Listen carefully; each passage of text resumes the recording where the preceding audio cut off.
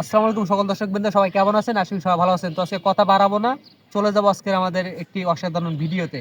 ইতিমধ্যে আপনারা দেখতে পাচ্ছেন আমাদের সাথে দুইজন আপু রয়েছে, খুব অল্প বয়সী।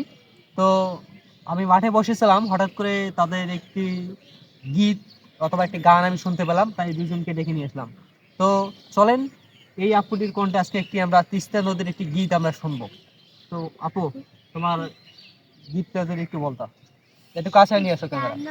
নদী কোন বালা রে জলপাই ধরে ঝুপাই ঝুপাই টাকা নাই পয়সা নাই রে খিদিয়া খামুই সাদের জলপাই শেষ আর নাই।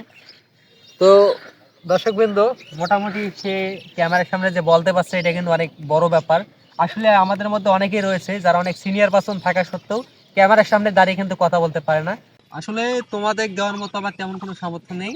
তো যেহেতু তোমাদেরকে আমি আজকে ডাকলাম, তো আমাকে যেহেতু 2 লাইন হলো গান গেয়ে শোনাছো, আমি তোমাদের এটা চকলেট একটা করে খাওয়ার টাকা দিচ্ছি, ধরো। শোনাও।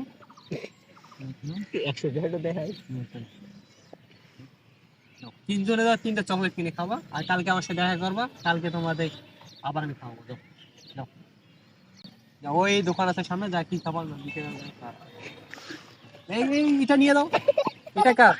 ওদের দেওয়ার মতো আমার কাছে বেশি টাকা ছিল না, যার কারণে আমি একটা করে চকলেট কিনে দেওয়ার সামর্থ্য হয়েছিল, যার কারণে একটি করে চকলেট কেনার টাকা আমি দিয়েছি তাদেরকে। 3 দোকানে 6 টাকা দিয়েছি, এই আর কি।